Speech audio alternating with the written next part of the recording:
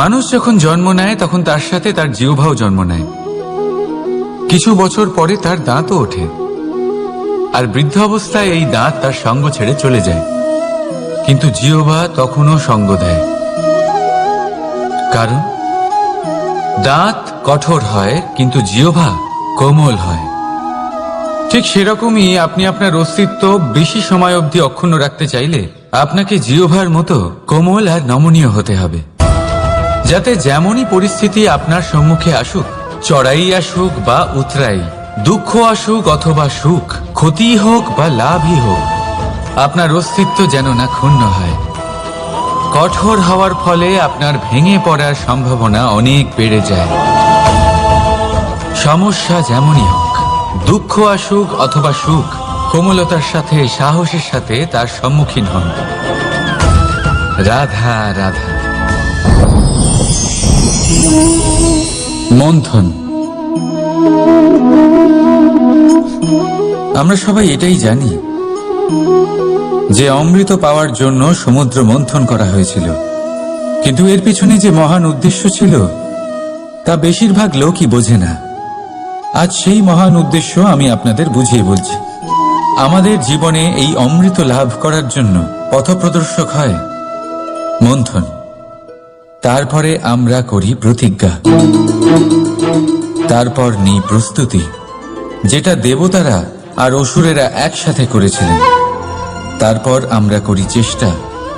বাসুকীর মুখ থেকে বিশ্বশ্বাস নির্গত হওয়া এটা প্রারম্ভিক বাধা হয়ে দাঁড়িয়েছিল, তবুও আমাদের লক্ষ্য দৃঢ় ছিল। যদিও সমুদ্র মন্থন থেকে হলাহল উঠে এলো, আমরা ভয় পাইনি, আমরা সেটার মোকাবিলা করলাম।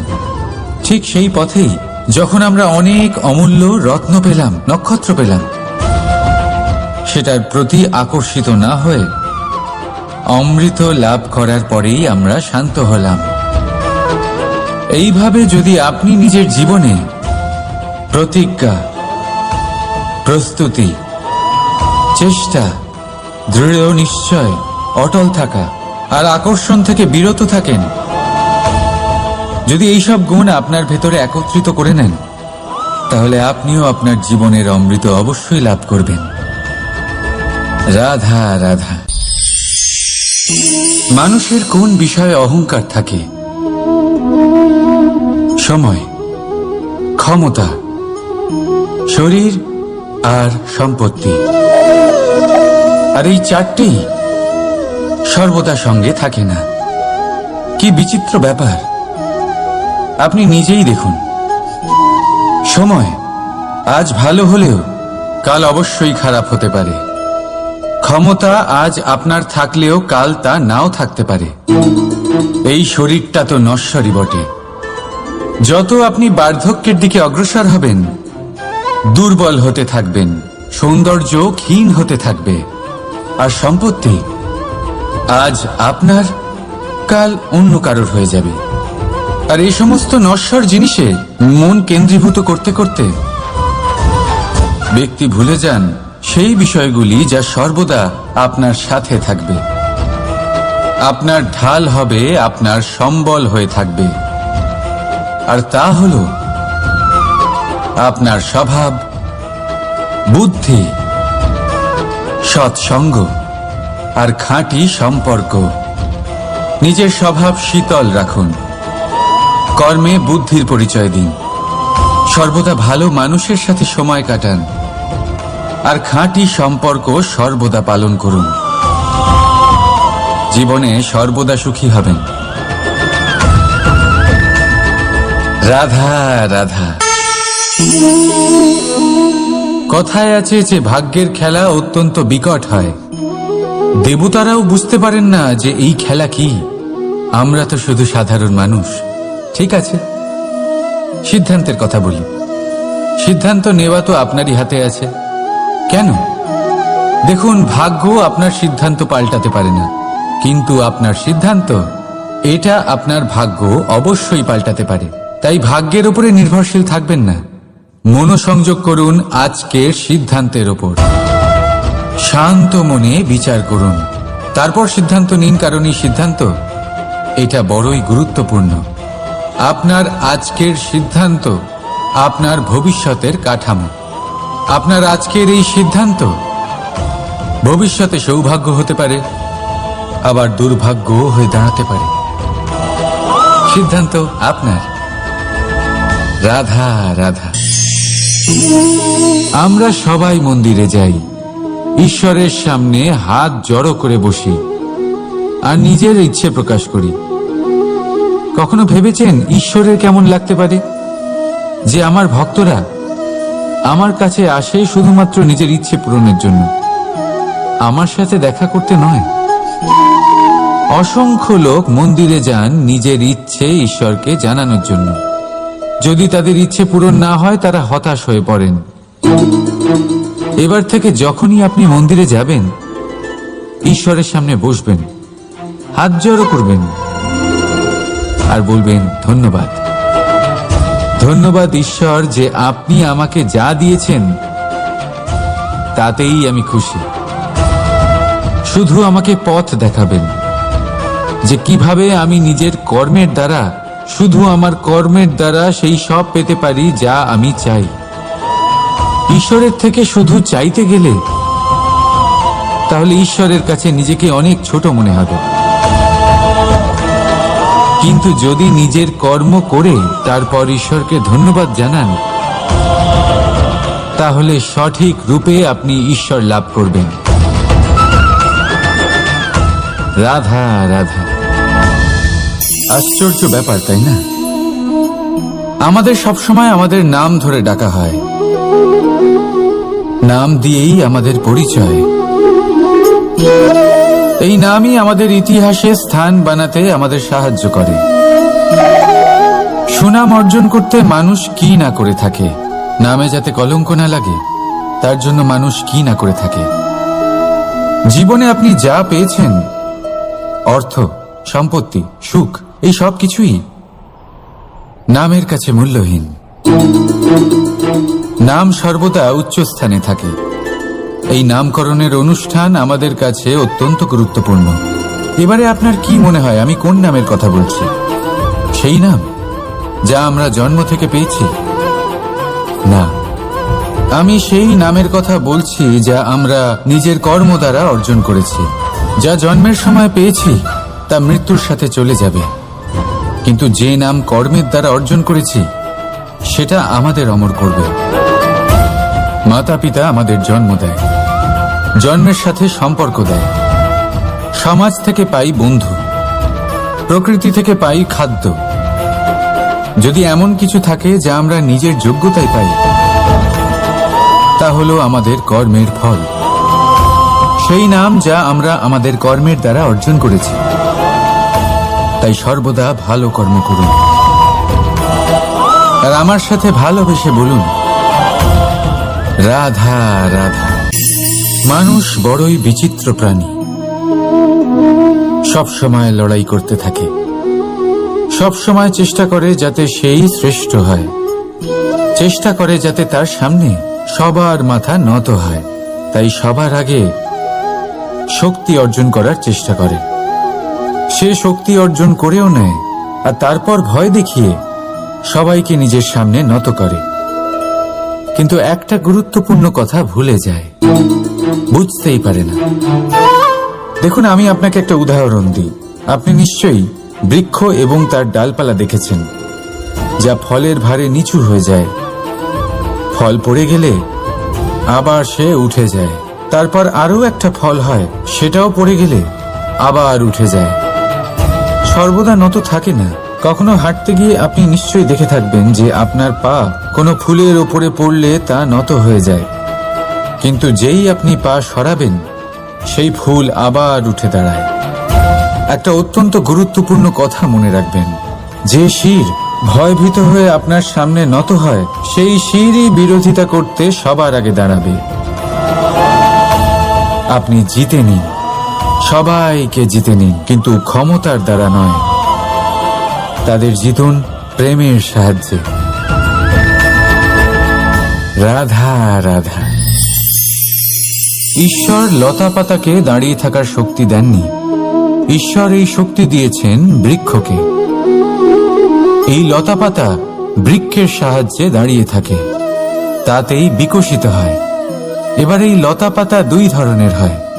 প্রথম সে যে এই বৃক্ষতে বিকশিত হয়, ফুল ফুটিয়ে তোলে, নিজেকেও সুন্দর বানায়, বৃক্ষকেও সুন্দর বানিয়ে তোলে।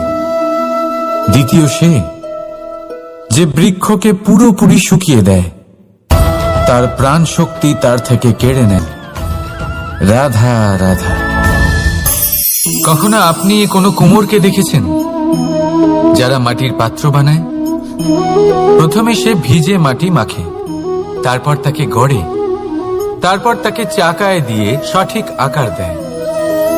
যদি আকার ঠিক না হয় তা তক্ষুনি ঠিক করে দেয়, কারণ সে এটা জানে যে একবার এটা আগুনের তাপে দিয়ে দিলে, একবার এটা শুকিয়ে গেলে তারপরে এর আকার কখনোই বদলানো যায় না। এখানে লুকিয়ে আছে একটা শিক্ষা, সমস্ত মাতা পিতার জন্য একটা শিক্ষা। মাতা পিতাও তো এরকমই হন, তাদের নিজেদের সন্তানকে সঠিক সময় মতো শ্রেষ্ঠ শিক্ষা দেওয়া উচিত। মাতা পিতা যেন কখনো তাদের বিধাতা না হতে চান, কিন্তু প্রতিটা মুহূর্তে সবসময় চেষ্টা করুন তাদের সঠিক পথ দেখানো, কখনো কোমলতা দিয়ে, কখনো ভালোবাসা দিয়ে, আর কখনো কঠোর হয়ে। তার জীবনকে, তার ব্যক্তিত্বকে আকার দেওয়ার চেষ্টা করুন, কারণ যেমন মাটি একবার শুকিয়ে গেলে তারপর সেই পাত্রের আকার বদলানো যায় না, ঠিক সেইভাবেই আয়ুর বৃদ্ধির সাথে সন্তানের শিক্ষা কখনোই বদলানো যায় না, তা মনে রাখবেন। রাধা রাধা। আপনি কি কখনো কোনো প্রজাপতি দেখেছেন? ভালো নিশ্চয়ই লাগে। আসলে প্রজাপতি কার না ভালো লাগে? ছোট হোক বা বড়, প্রজাপতিকে সবার ভালো লাগে। এবারে ভাবুন, এই প্রজাপতির সূত্রপাত কি করে হয়? এই প্রজাপতি শুরু হয় একটা গুটি থেকে, যেখানে সে সুরক্ষিত থাকে। গুটি ভেঙে যখন সে এই সংসারে আসে, তখন একটা কীট রূপে থাকে। কীট যে ভূমির ওপরে চলাচল করে, যে বৃক্ষের পাতার ওপরে সুরক্ষিত থাকে। তারপরে তার মধ্যে আসে আরো একটা পরিবর্তন, তার ডানা গজায়। তখনই সে প্রজাপতি হয়। তখন সে খোলা আকাশে উড়ে বেড়াতে পারে। সুন্দর সুন্দর পুষ্প থেকে সে মধু পান করে। কখনো ভেবেছেন যে প্রজাপতি ছাড়া আর কেউ এটা পারে না কেন? কারণ সে সেই গুটি থেকে বেরোতে পারে। যদি সে সেই গুটি থেকে নাই বেরোতো, সে উড়তেই পারত না, কখনো প্রজাপতি হতেই পারত না। আমাদের সাথেও ঠিক এটাই হয়। আমরা সবসময় সেখানেই থাকতে চাই যেখানে আমরা সুরক্ষিত থাকি। সেই সুরক্ষা চক্রেই আমরা থাকতে চাই, কিন্তু এই বিকাশ সুরক্ষা সীমা পার হওয়ার পরেই অর্জন করা যায়। তাই যদি আপনি জীবনে বড় কিছু করতে চান, মহান কাজ করতে চান, হ্যাঁ রাধা, আমাদের কোনো স্থানে পৌঁছতে গেলে একটা মাধ্যমের প্রয়োজন হয়। কিছু মানুষ এই মাধ্যমকে রাস্তা বলে, কেউ পথ বলে, আবার কেউ বলে সরণি। মানুষ নিজের লক্ষ্যে পৌঁছানোর জন্য এই পথেরই খোঁজে থাকে, কিন্তু মানুষ একটা কথা বুঝতে পারে না, যে এই পথে এগোতে গেলে এই পথকে পিছনে ঠেলাও অত্যন্ত প্রয়োজন। যদি এটা করার ক্ষমতা আপনার না থাকে, তাহলে আপনার পথ আপনাকে লক্ষ্যে পৌঁছতে দেবে না। দ্বিতীয় কথা, যদি নিরন্তর চেষ্টা আপনি করতে পারেন, যদি সেই ক্ষমতা আপনার মধ্যে থাকে, তাহলে আপনি যখন চাইবেন, যেখানে চাইবেন, নিজের পথ নিজেই বানাতে পারবেন। রাধা রাধা। আমাদের সব থেকে ভালো লাগে বিজয়, সব থেকে অপ্রিয় হলো পরাজয়। কিন্তু আপনাকে একটা কথা বলে দিই, হার নামক কোনো পরিণাম হয়ই না। যাই পরীক্ষা থাকুক না কেন, হয় সেটা জয়তে পরিবর্তিত হয়, নয় সেটা আমাদের কোনো শিক্ষা দিয়ে যায়। তাই কোনো কিছু নতুন শুরু করার আগে কখনো সংকোচ করবেন না। হয় জয় আপনাকে বিজয়ীর মালা পরাবে, নয়তো এই হার আপনাকে অমূল্য কিছু শিখিয়ে যাবে। রাধা রাধা। এই ছোট কাঠের ডাল দেখতে পাচ্ছেন আপনি? একটা বৃক্ষ থেকে এরম হাজার হাজার ডাল পাবেন, যা দিয়ে আপনি আগুন জ্বালাতে পারবেন, যা নিজে জ্বলে আমাদের ভোজন বানাতে সাহায্য করে থাকে, যা নিজে জ্বলে অন্ধকারে আমাদের আলোকিত করে। যদি এটাই অন্যভাবে দেখা যায়, তাহলে এমনই এক ছোট্ট ডালের টুকরো একটা ছোট্ট ফুলকিতেই নিজের সাথে হাজার হাজার বৃক্ষ জ্বালিয়ে দিতে পারে।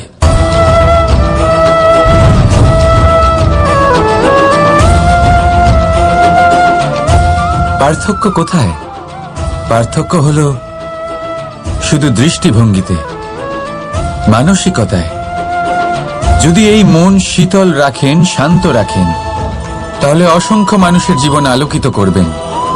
যদি ক্রোধ আর অহংকারের আগুনে জ্বলতে থাকেন, তাহলে শুধুমাত্র বিনাশ করবেন। সিদ্ধান্ত আপনার। রাধা রাধা।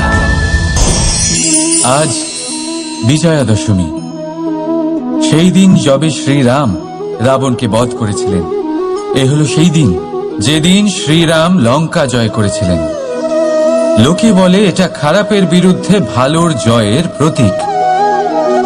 এটাকে দেখার আরো একটা দিক আছে। আগে হ্যাঁ, এটা ভালোবাসার জয়ের প্রতীক, এটা পরিবারের জয়ের প্রতীক। আপনি তো নিশ্চয়ই জানেন যে রাবণ মহাজ্ঞানী ছিল, মহা শক্তিশালী ছিল, মহাদেবের পরম ভক্ত ছিল রাবণ। এবার যে ব্যক্তি কৈলাস পর্বত তুলতে পারত, সেই ব্যক্তি নিজে এক কাটা বৃক্ষের মতো শ্রী রামের চরণে পড়েছিল। বাধা আপনি অতিক্রম করবেন।